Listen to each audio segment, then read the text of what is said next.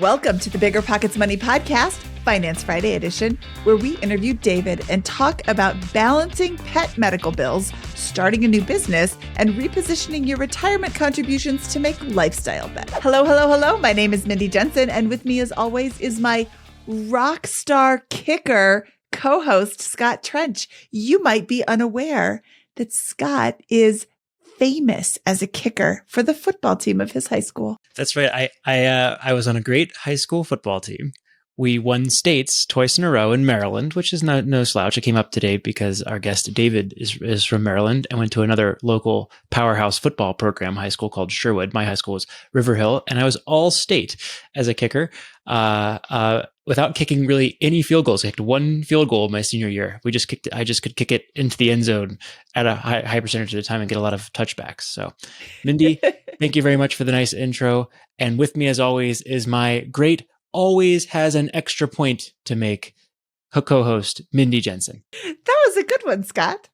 Scott and I are here to make financial independence less scary, less just for somebody else, to introduce you to every money story because we truly believe financial freedom is attainable for everyone, no matter when or where you are starting. That's right. Whether you want to retire early and travel the world, go on to make big time investments in assets like real estate, or start your own business, taking fantastic trips around the country to beautiful places and around the world, will help you reach your financial goals and get money out of the way so you can launch yourself towards your dreams. I love that little foreshadowing you do at the beginning of every show, Scott. This one is very interesting. We start off in one place in the show talking about the pet medical bills that our guest has, but quickly pivot to his side business, which is actually rather exciting. I would love to take a trip with him.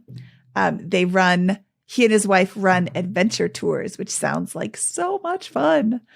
Before we bring him in, before we really get into that discussion, I have to tell you, per my attorney, the contents of this podcast are informational in nature and are not legal or tax advice, and neither Scott nor I, nor BiggerPockets, is engaged in the provision of legal tax or any other advice. You should seek your own advice from professional advisors, including lawyers and accountants, regarding the legal, tax, and financial implications of any financial decision you contemplate. Before we bring in David, I do want to have one quick point that I want to make. We are going to talk the issue with his dog and the expense associated with that would have been a devastating impact to many other people's financial positions.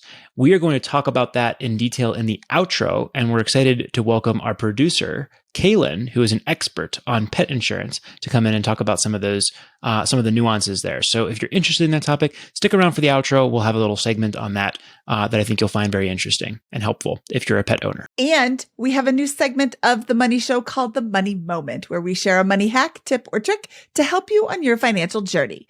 Today's Money Moment: making an online purchase. Before you buy, search the hashtag for the brand's name plus the word partner on Instagram or TikTok to find any active influencer promo codes for the brand. For example, if you were buying something from Target, search hashtag Target Partner. Today, we're speaking with David, part of a high salary couple with a sick dog.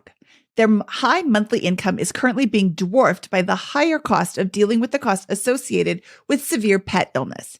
Today, we're going to talk about rentals, side businesses, and debt paydown while pursuing financial independence with this great big asterisk. David, welcome to the BiggerPockets Money Podcast. Thanks for having me. Let's jump in because I've got a ton of questions for you.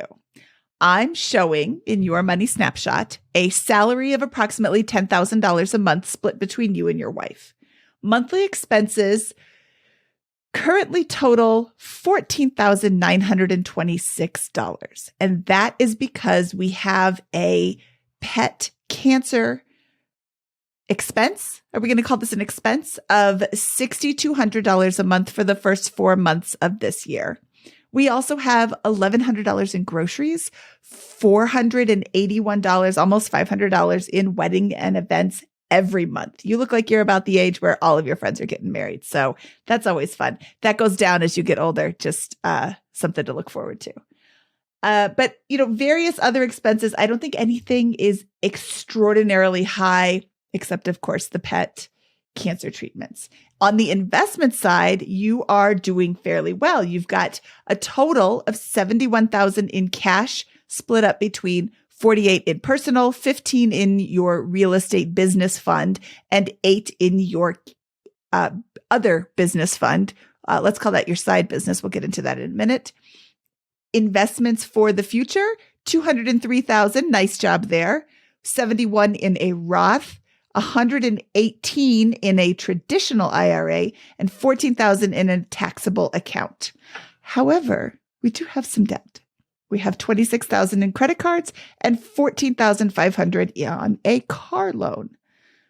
And rounding all of that out, there are, it looks like 4 rental properties. Yep, four properties. I like your diversification right now, but we have a lot to talk about. First off, let's look at your money story. Give us a brief overview of what's going on. Sure. So, I married a couple of years ago during the pandemic. And since then, my wife and I, we've bought a house and we've bought 4 different rental properties. I guess one of them was actually a rental property I was living in. So I kind of did a live-in flip. I know, Mindy, that's a big thing for you. So I bought a house, fixed it up. It was a foreclosure, redid most of the house myself, other than like the roof I paid someone to do.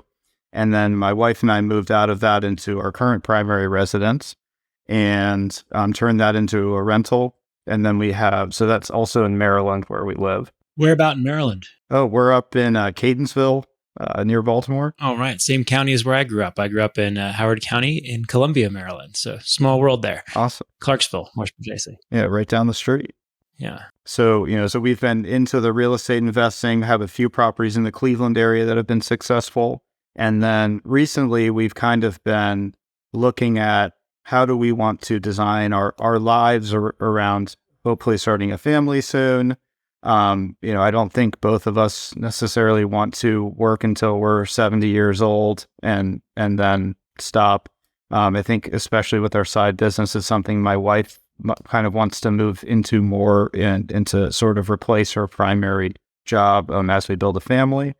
And so, we make good income. I think we have some flexibility. It's really figuring out where we want to put our efforts and what we should invest our time and our money into to create the future that we want to have. Let's walk through, part of the money story here we got to acknowledge is the your dog, I believe, who is sick in this unfortunate situation. Can you describe what's going on with your dog? Yeah. So our dog Blaze, we got him 1 week after my then girlfriend, now wife, moved in with me.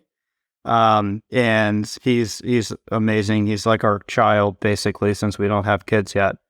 So he was diagnosed with lymphoma in, I think it was October of last year.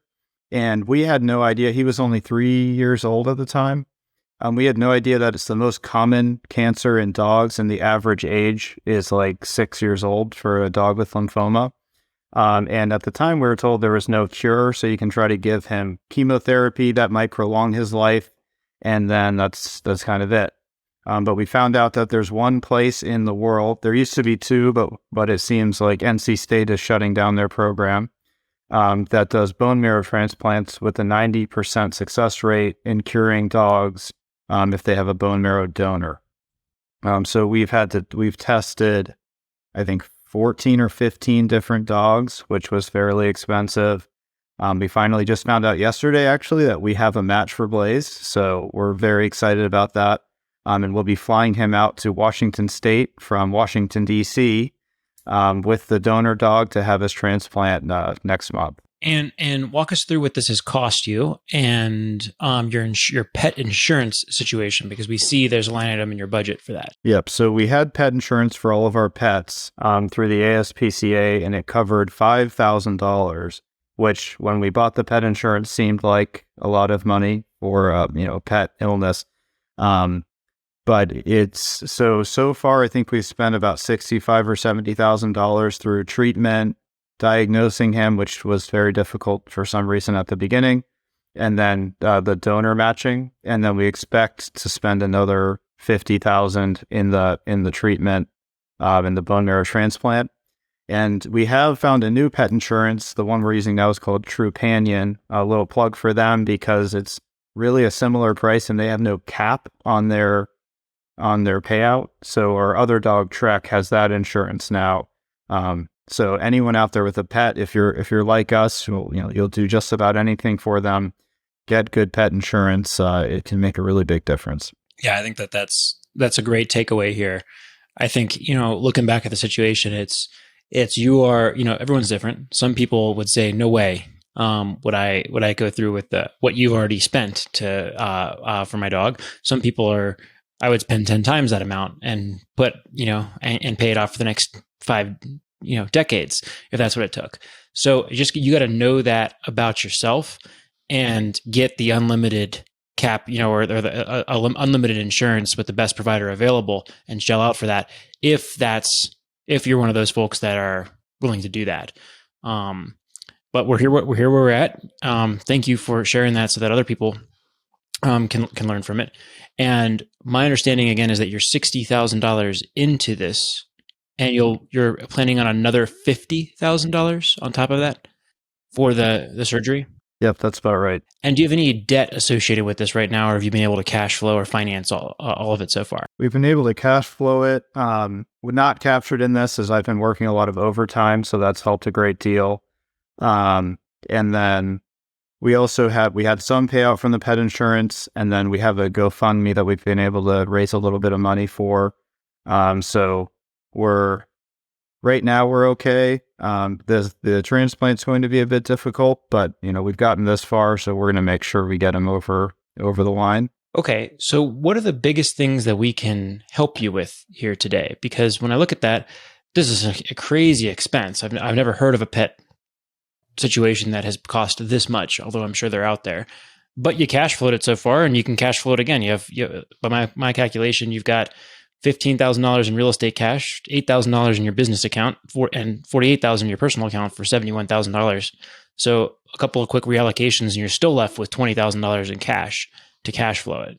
So this is a setback, but not even really the story. We don't even have to do that much, financial gymnastics to get past this particular hurdle. Yeah, and we liquidated some. I had like a play investment account that had a little bit of things like that. So we've made some adjustments and pivots. We've I know in my worksheet that I sent you, we have how much we're investing per month and things like that. We kind of just suspended that while we were, paying for, or while we are paying for the bills with the dog. I think more, this was a setback, but if I have to retire a couple of years later because we saved our dog, I think I'll take that trade any day of the week. But what we're looking at right now, I think we're kind of a similar age, Scott. We're looking to start our family in the near future and just try to design our life the way we want to, and figure out, what's the best strategy for us to invest. Should we pursue more real estate? Should we consolidate some real estate? I have some questions about whether I should continue contributing to the Roth 403b or switch to traditional given our tax rate. And then I think and this is not something set in stone, but we have a side business, and an idea we've had is when we're raising our kids if my wife could move from her full-time job into that side business, it might put us in a situation where instead of having childcare, she's just making less money. And we might have a better quality of life for what we want for our family. So just kind of figuring out with the situation we have now, what the best overall strategy is to achieve some of those goals. You have a pretty neat side business. I'm actually really interested in finding out more about that. Can you tell us about it and how you got started with it? Sure. So we lead bicycle tours, backpacking trips, and we also do corporate retreats and private trips like that. And so my wife rode her bicycle across the country for the Ullman Cancer Fund when she was in college.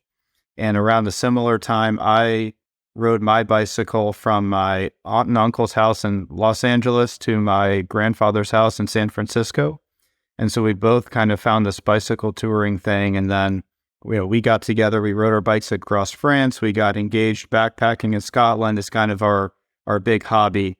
And during the pandemic, we didn't have anything to do. We were suddenly working from home, and so we decided to start a business. Being outside was about the safest place to be with COVID. And so it's really a passion of ours. I'm not sure if I had to pick a business, the easiest one to make money at. There's some challenges with that, but it's something we're really passionate about. And it's still work, but I would much rather be on my bicycle or helping other people hike somewhere really pretty than sitting behind a desk. So as kind of like a retirement quote unquote job, which I know a lot of fire folks do, where you have a job that pays a little less money but fits your lifestyle better. I think it's kind of the ideal job for both my wife and myself. So what sort of income are we talking about on this job? And what sort of hours are you currently putting into it? Yeah, so right now it's at the really early stages. I think this year we're expecting to profit after taxes around $14,000, so not a huge income. And we're not really counting on that money. We're going to be investing that back into the business as we go. It really depends on how many trips and things we want to run. So if one of the limitations we have now is I only have so much leave from my day job, and so does my wife. So we can't run a trip every week because we're working. We are working on hiring some guides who will be able to lead trips so that we won't have to be out all the time, especially if we're starting a family. We're not going to want to be out on the road or hiking in the backcountry all the time. But right now, I think one of the things that we're working on is marketing, getting some name recognition, and building relationships with other organizations to kind of have trips. There are businesses that do this stuff that are multi-million-dollar gigantic businesses you may have heard of, and then there's some smaller niche ones. I think we would tend to fall in the smaller category. But I'm kind of thinking if we can make $50,000 or $60,000 a year at this, leading 10 trips and us only leading a few of those, that could be something that could work really well. So that's awesome. So how you said 10 trips? How many days in total would you be away from your house during those trips? So it really depends on the trips, but I'd say a good average would be 4 to 5 days Per year. Sorry. Yeah, per year. So let's call it 50 days of actual trips per year. With hiring guides and things like that, I don't know if we would have to be away all of those days. So one of the things we're working on now is establishing trips and routes and training guides so that we can be in a position where we're running a business and we can go out on trips as we want and make a little extra money. But we have guides who are actually providing that service, away from our house in the future. What does it cost to market for, set up, host, and run one of these trips?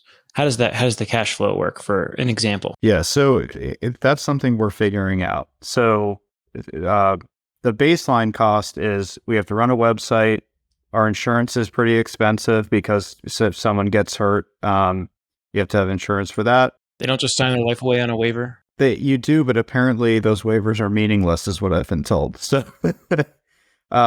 apparently they can still sue you. It's just a deterrent for people suing. And then we have a few permits we have to get if we're going to be in national parks or things like that. So it's a fairly low overhead cost, just for the baseline of the business.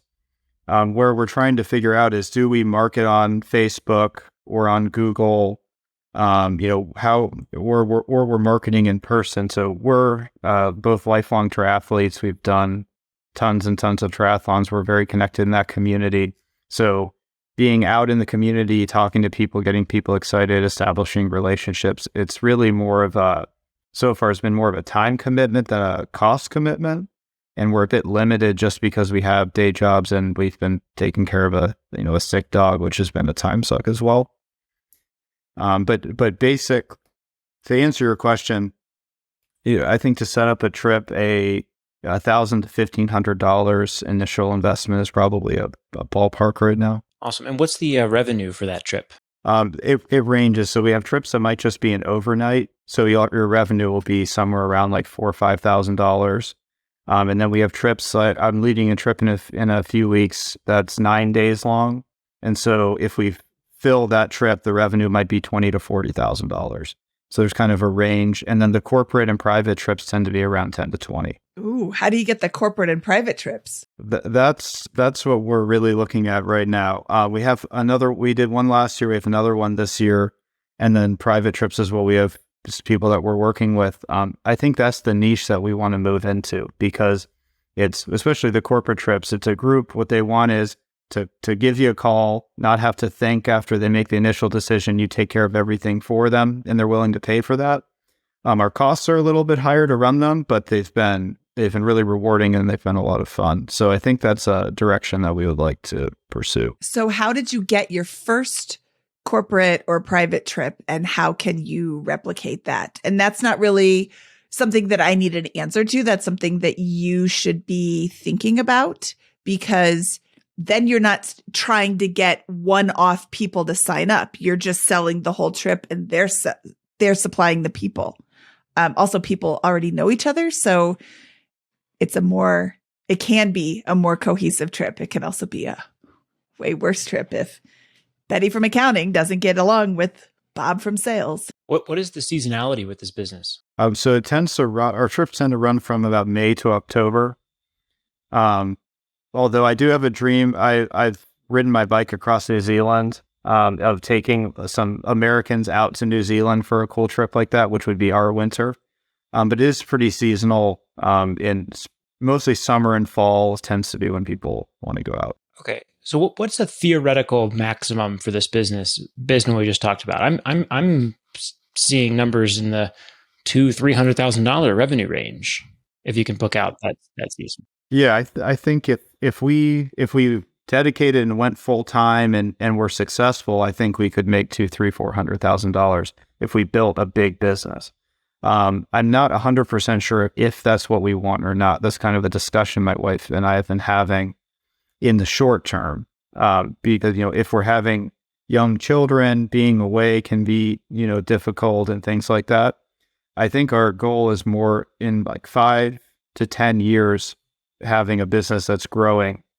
I'm not planning on quitting my job, so we have that stable income. And then I was almost viewing if we can cover our expenses with my income, viewing that as we can use that for, vacation money and investment money and things of that nature. Have you approached your company with a reduced work schedule proposal? So I'm thinking about moving to a compressed work schedule where I'd have Fridays off. So right now I'm the director of engineering. We're a small company and we're growing. There's a path which could lead me being to running the company in maybe 10 to 15 years. So I'm not really thinking about backing off of my work. I enjoy what I do. I like the people I work with. The things that I've been working on is getting more leave. So working normal hours, but if I have 6 weeks off during the year or something of that nature, I can have vacations, I can lead trips, and I can have that flexibility. I also have a ton of flexibility with my schedule. Just telecommuting, I can telecommute as needed, however much I want. They don't really care if I work extra, take off Friday. It's a very flexible workplace. The more leave is what I was really getting at. If you could reduce your time so that you are only working 4 days a week, but then, I've got this big trip coming up. Can I work 5 days a week for a month or 2 months to bank this time? If there's some sort of flexibility there. Also, you said that you could be leading the company in 10 to 15 years. Is that something you want to do? Yeah, it is. I've been here for, I think, 9 years now, and I'm 34. So most of my career so far. And it's something I really would like to do. And it's almost, I've heard the term kind of like intrapreneur rather than entrepreneur. So I feel like I have some intrapreneurship opportunities. Now I'm leading my own department, hiring people, and kind of building the work that I like the most. So in that sense, I kind of almost feel like that's a good path for me. And then, if there's an opportunity further in the future to have like a semi-retirement or a reduced role, if I'm financially independent, I can probably work something like that out. Walk me through what your wife's job is and what she wants to do. Awesome. So she's actually also a civil engineer. We went to the same program in college. So she works for the USDA Natural Resource Conservation Service. So she's out, her job's out of Annapolis, although right now she's 100% remote. And they work with farmers for a bunch of different programs. It's a lot for water quality. As you know, Scott, the Chesapeake Bay here is kind of the big thing. So they're working on water quality. She's kind of administering programs and working kind of at a state level for regulations. I think for her, it's more of a job than a career, if that makes sense. I think she is more of the mind of she would like to move into the business and make that her full-time thing eventually. But so she also has a good paying job with great benefits and all of that. Okay. So walk me, here's my big question. You guys make a combined $225K a year. And you have these aspirations for a business, but neither of you want to quit your job.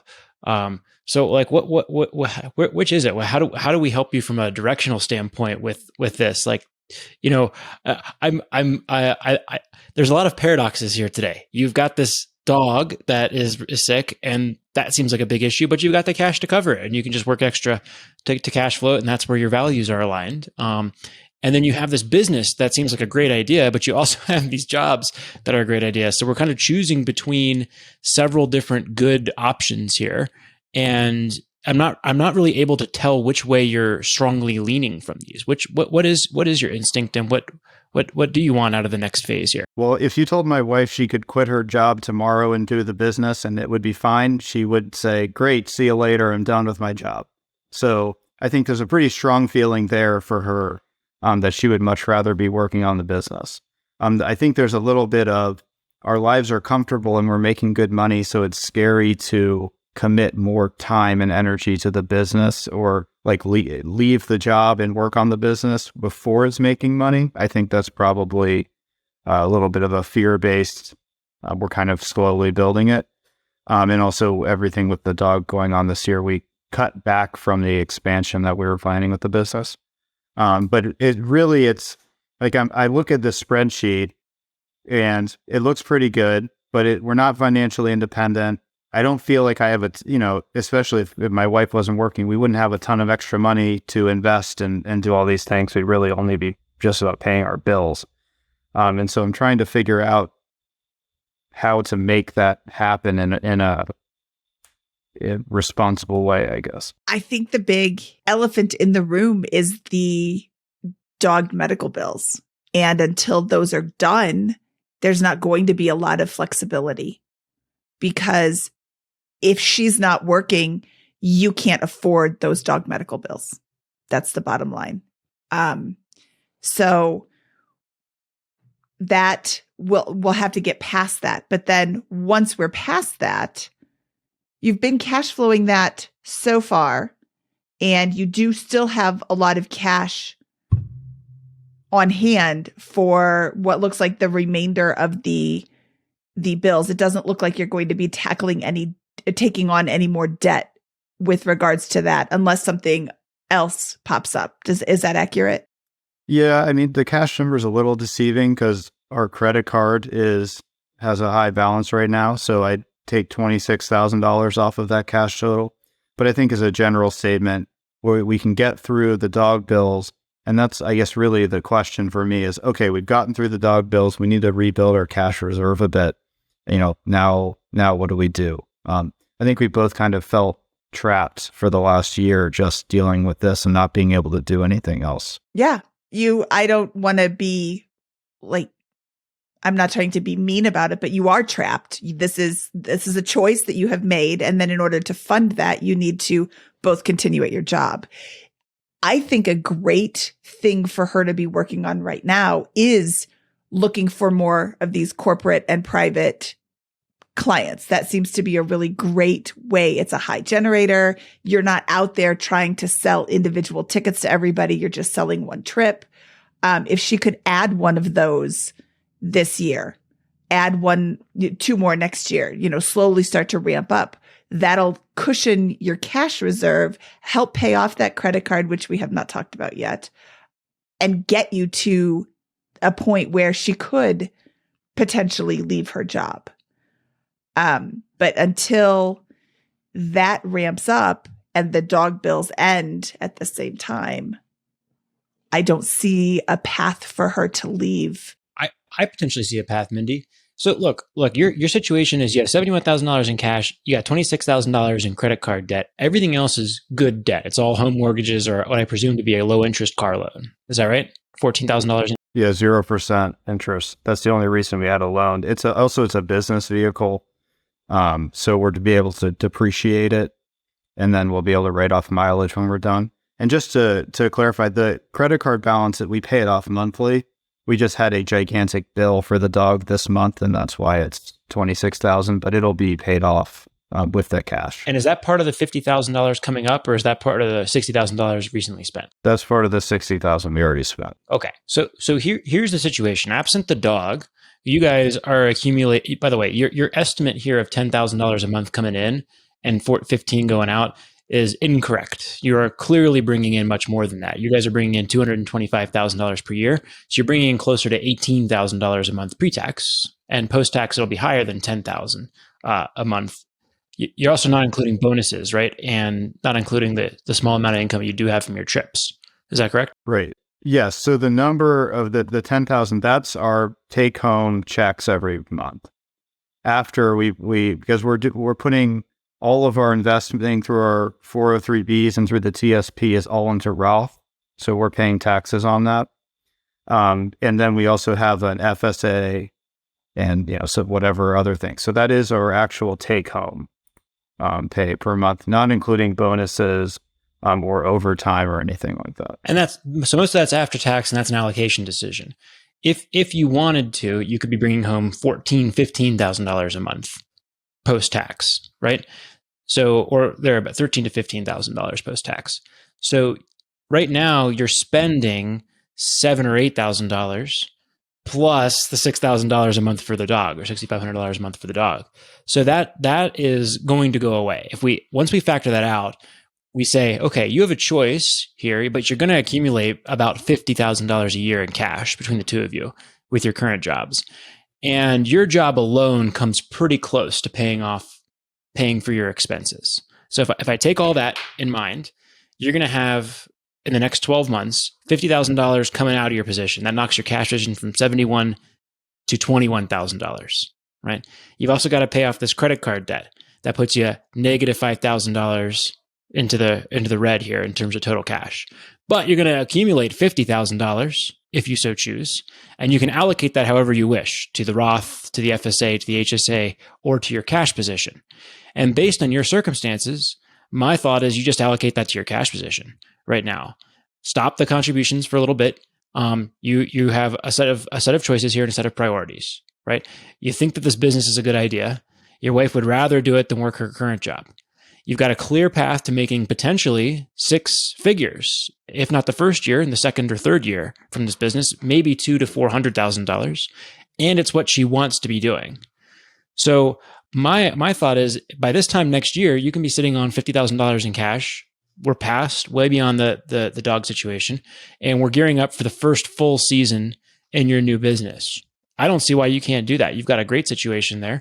You cannot do that and max out your 401k and have a strong cash position that's responsible to do that, and buy another rental property and contribute to your FSA. You have to choose, but I don't think that's an unreasonable set of prioritization if that's what you wanted to do. Hey, we're going to save our dog's life. Then we're going to go and pile up cash. We're going to stop these contributions, pile up cash, and we're going to take a bet on this thing that we've been noodling on, starting to get semi-serious about, that's actually producing revenue, and that has a 6-month window. If you fail next year, and you probably won't, you'll probably have a great success, and it will be a solid income contributor to your house, and you'll probably enjoy it a lot. But if you fail, your wife's out of work for May to October, and then she goes back, probably by September or August if things are really bad. She won't have trouble re-getting another job in the same field, right? For within 10% of her current pay. Is that a reasonable statement? Yeah, and really in our field right now, she could get a job in about 3 seconds. So that's, yeah, I was surprised to hear you say stop contributing to the retirement accounts, because if we did that, we could sock away a ton of cash next year, or this year. I just think it's a better bet right now, right? Your business idea passes my sniff test. You guys love it. You're clearly passionate about it. You take as much time as you can and optimize your careers to the extent that's reasonable around going on these trips. You're clearly knowledgeable about them, and your unit economics are phenomenal. You spend $1,500 and make $20,000 in 9 days. Let's do more of that, please. And you're probably enjoying yourself on the trip. That sounds pretty good, unless, of course, accountant Sue doesn't like lawyer Jane. Per Mindy's earlier comment here, in which case you have a fight in the middle of the woods. That doesn't sound great. But anyway, like that, like your business sounds like that. That sounds like a reasonable bet to me. And what's awesome about it as well is it's an asset. It's not going to be an asset that's going to sell for 10 times profit, like a big technology company or anything. But it's an asset. If you get the business and you build a brand over 3 or 5 years, you could sell it for 1 or 2 times profit. If you can get up to $200,000 or $300,000 or $400,000 in a few years. So that's an investment. You're saying the investment here is you put $50,000 in your cash position and you delay 1 year of 10% average returns in the stock market for that. That's a good bet to me. I really like that compared to the alternatives that you've got. What's your reaction to all that? Oh, that sounds great. I mean, it's I think you're right. It's once we get past the dog situation, we'll kind of be able to look at everything with a clear lens, just because it's been dominating our lives for a while. But yeah, I really wasn't considering the option of stopping to contributing to retirement accounts, just because it's, I guess, probably a non-traditional advice that people would give. But if we did that, I can definitely, even if she made $0 for a year, it's not like we'd be going into debt. We'd have cash, and we'd be able to cash flow our current lifestyle. So that sounds good to me. So Scott just said something about your expenses are $1,500 or $1,900 and you're making $20,000. Is that truly accurate? That seems a little low. No, that's not. I apologize if I represented it that way. It's just for getting a trip, like advertising going, it costs about that. Depending on the trip, our expenses, we aim for about 20% profit margin. So if it was a $20,000 trip, we're profiting after taxes $4,000. So and then but at the same time, if I factor in labor costs and things like that into it. So if we're working the trip, we're also getting paid, right? We're trying to build the business. So we're building a business, not a job, right? So we're not vital to be at every single trip. So the way that I have, kind of gamed it out is, I think if we were able to have 4 or 5 private trips and then, 2 or 3 public trips that are of the bigger size, that would be a viable business to me, where it's making money and there's a path forward. What's your labor fee for the trip? So if there's the trip leader gets $250 a day, a tour guide gets $200 a day, and then if you're leading like a private trip where you have to use your own vehicle or something like that, they're getting $350 a day, because we're not providing those things. Okay, so let's run through the math on a $20,000 representative trip, one of your favorite types that sound very profitable. How much does your wife, theoretically speaking, working this full-time next year, make on a 10-day trip that's bread and butter for your business? So she would be making, like, as a compensation for running the trip, about $2,500. And then the profit for the trip would be another $5,000. So that's like a $7,500 trip for us if she's working it without me. If I'm working it as well, it's around $10,000. Okay, so we got $12,500 for how many people attending the trip and costs? Probably about 5 to 8 people, depending on the trip. So that's $1,000, $1,500 per person for 10 days. $4,000 a person for 10 days. Okay, so it's $400 a night. So it's a really nice Airbnb comp. What am I getting as a participant on this trip? Okay, so we have a trip coming up. I'll just use that as an example. So we're cycling across the entire Blue Ridge Parkway from Asheville, North Carolina to Charlottesville, Virginia. We're carrying your stuff for you. We camp and we stay in hotels. So we provide camping gear and things like that. We provide all meals and accommodation for the duration of the trip. And we've created a route and with things to see along the way that you're going to see the coolest stuff along the Blue Ridge Parkway and in these mountains, as part of the trip. So that's kind of the package that we're selling. I'm going to have to go on this trip to test it out. I'll let you know what I think of it. Is there a BP money discount? 100, absolutely. Did he say 100%? 100% discount? I think that's what he was going to say. Scott, if I get to ride next to you and pick your brain for 10 days on money stuff, it might be worth the 100% discount. So. What's the name of your company? Blaze Adventure Tours. It's actually named after our dog. That's our dog right there. Okay, so $100,000 for the dog's health is an investment in branding for your business. So I think that. Oh, could that be a business expense? That's marketing fees. That'll help. Yeah. Yeah. Okay, so we got what is that? $4,000 in profit on this trip, plus another $2,500 in wages for your wife, plus maybe up to $3,500, depending on if you're using the family vehicle or the business vehicle that you talked about here. So that's $7,500 per trip for 10 days. And you probably have 100 days of potential in this business. So that's $75,000 in profit potential with just your wife working the business for one season. How's that for back of the napkin? Yeah, that's good back of the napkin. And the other thing too is we have, these trips are about 4 to 8 people. The private ones can be more. So a trip where we only have 4 people, we might make a little less. If we're able to put 8 people on a trip, we make more. So it's really, I think the name of the game for us is getting more reach. And I think Mindy hit the nail on the head after hearing about this business for about 3 seconds, which is private trips and corporate trips are much more profitable and take a lot less of our time because, I have to convince one person at that company or in this group of friends that this is a really fun idea instead of chasing 8 different people across Facebook and phone calls to try to get them to sign up. And that's where we've been spending a lot of time in a, per hour, 10 cents an hour cost because, you're just trying to sell. And we're both engineers and we're really, really, really good at planning fun trips, less good at sales calls.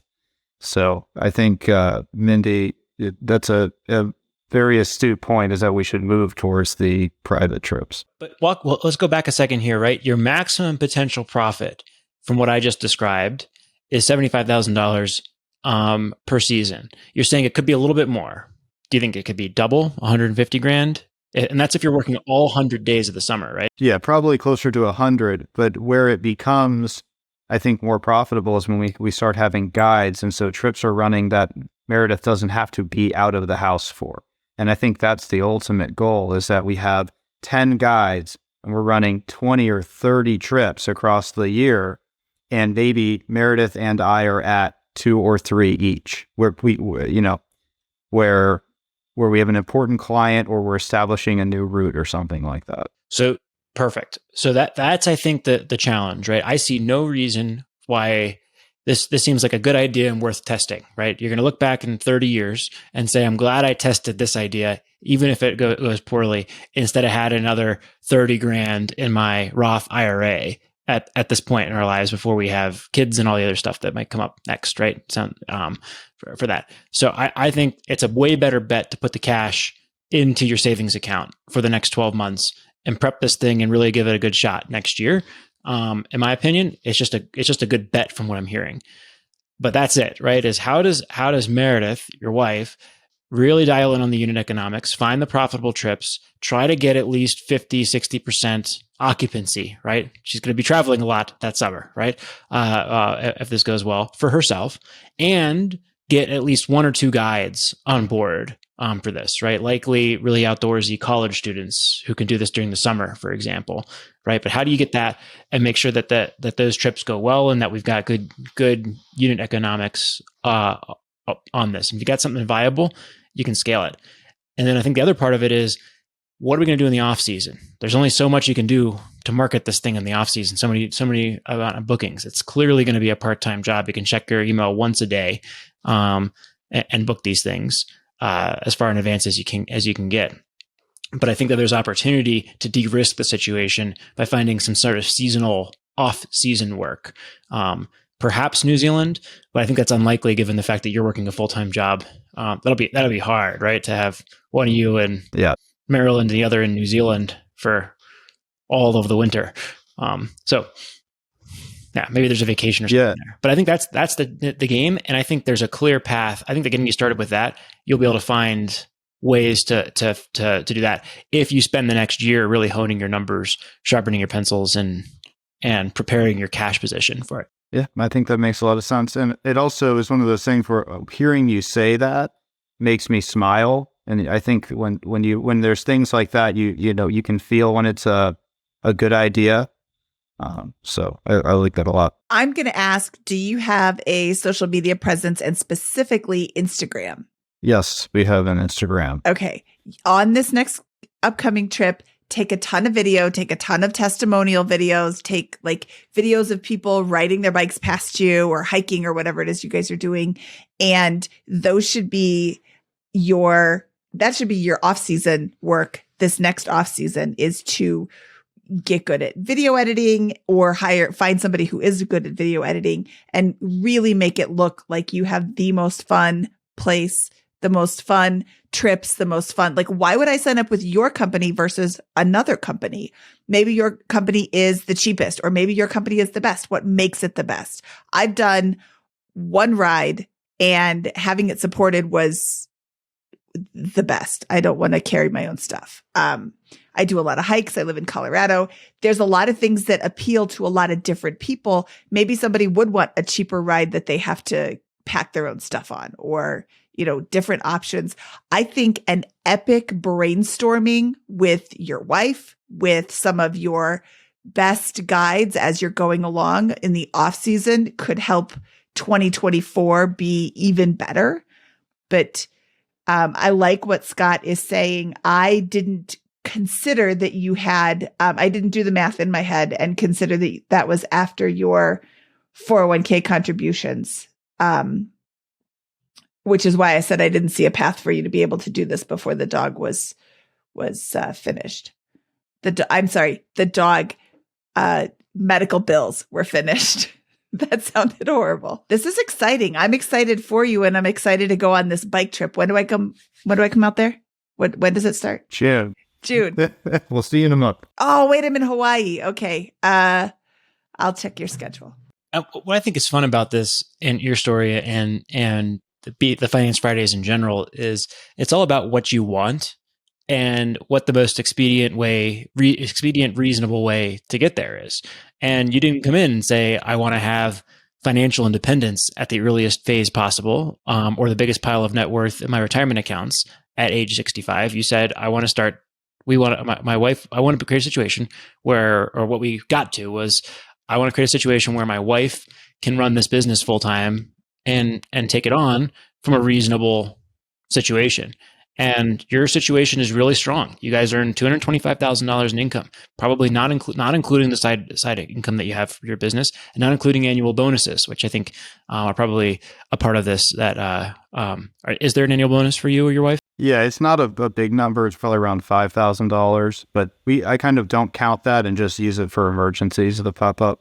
Perfect. Yeah. Well, you've also got a real estate portfolio that's going to amortize over the next 30 years and be worth $2 to $5 million. It's a huge range, but it'll be worth something more than just today and be paid off, right? It's basically cash flowing, and the payoff for your mortgage is there. So your retirement is not set, but you're like way ahead of almost all of your peers in terms of net worth and the investing that you've done.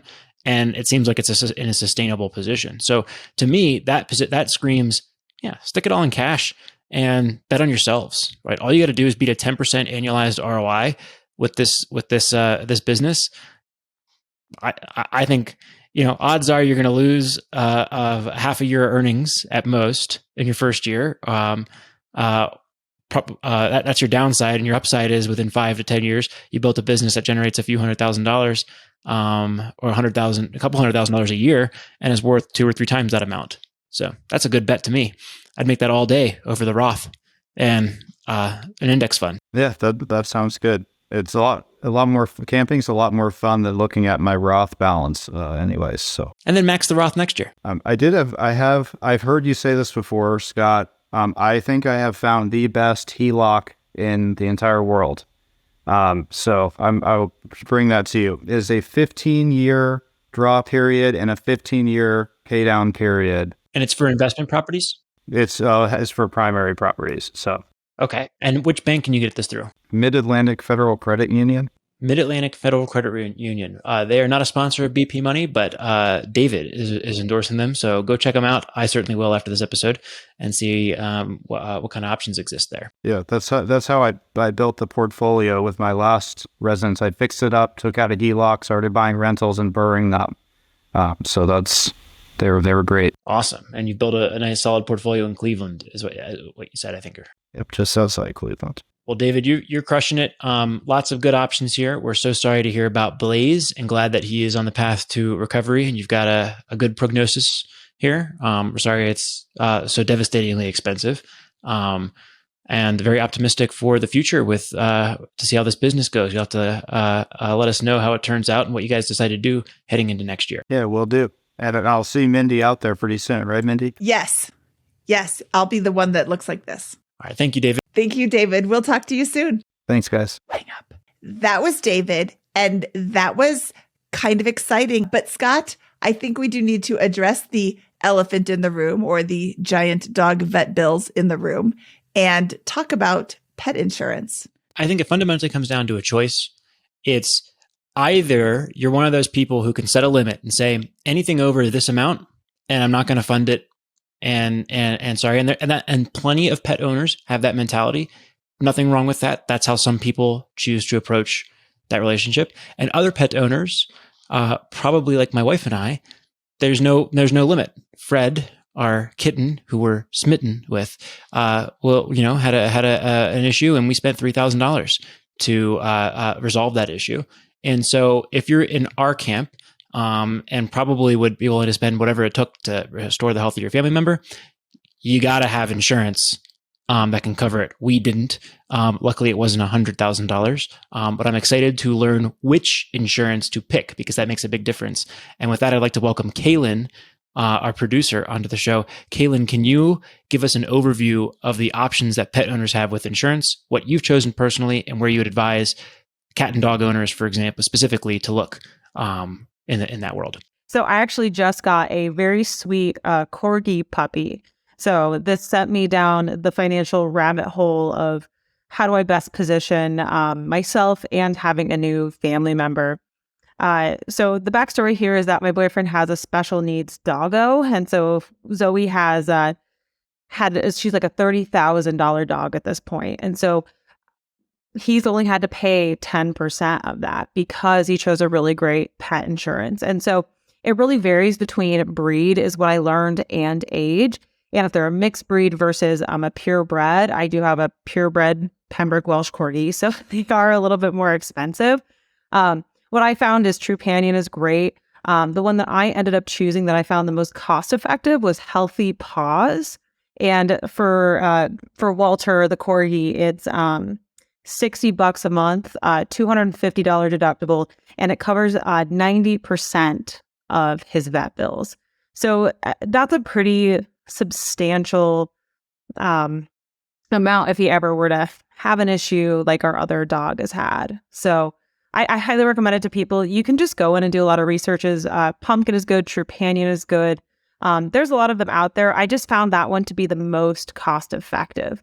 I want to let everybody know the cost will go up if your dog is older. And so if you're just getting your pet insurance, and let's say they're 6 or 7, that is factored in because that dog is going to have more issues as they age. Kaylin, our guest today said that his original pet insurance plan had a cap.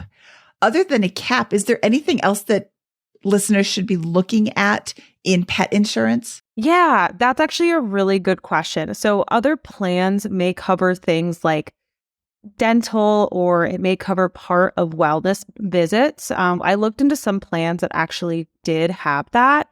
I found that I did the math on it, and it was an additional like $30, $40 a month to have that factored in. And if you look at it, you look at the cost of that visit, it didn't math out over the course of the year. So for me, the biggest thing to look at is an unlimited cap. What do you want your deductible to be? And do they actually pay the vet, or do you have to fund it and then they pay you in a week or two? I ended up choosing the option that I would have to pay out of pocket for, and then they pay me back versus someone directly paying the vet. But that's because it was less per month and it had all the benefits of an uncapped max. Awesome. So it's like shopping for any other type of insurance, but perhaps a secret liability or something that is building for many millions of pet owners out there that they're not considering. And look, you got to know yourself there. Are you the type of person who's going to say no to a bill like what Blaze had, or are you the type of person who's going to say yes? And you have to factor that in. And you might want to, if you're on the fence, be conservative and go with I'm probably the person who's going to, pay to save my dog's life thing. Because I think in the moment that will be very hard for folks. So, or at least that's how it would be for me. And like, just think about it. Like, you've chosen to take on this liability and additional responsibility in your life. So it's up to you to figure out what type of life you want that pet to have. And I think $60 a month, $80 a month, put pet food on top of that. What's that? $100 a month, $120. I don't think that's a big ask to extend the life of your pet. Great. And we have no financial affiliation, as far as I know, in any capacity. We have never talked with anybody from the insurance provider that you chose. So this is not an ad. This is just a discussion amongst the three of us. So that may change in the future one day. We don't know, but that's not something that we have any ongoing relationship with. Thank you so much, Kaylin. Well, pet owners, you're encouraged to go look at insurance. Healthy Paws may be a good place to start, or to include in your search for that, so that you don't have a situation like David's. David is very fortunate to have the means to be able to cover this in cash flow within the next year and still move towards his financial goals of starting a wonderful trip business. Other folks, this could have been devastating and set him back a much longer period of time. All right, Scott, should we get out of here? Let's do it. In honor of Kaylin's cute little corgi puppy who looks like one of those blow-dried cows, I will say that wraps up this episode of the BiggerPockets Money Podcast. He is Scott Trench, and I am Mindy Jensen saying bye for now, fluffy cow. That was a very moving outro, Mindy. BiggerPockets Money was created by Mindy Jensen and Scott Trench. Produced by Kaylin Bennett. Editing by Exodus Media. Copywriting by Nate Weintraub. Lastly, a big thank you to the BiggerPockets team for making this show possible.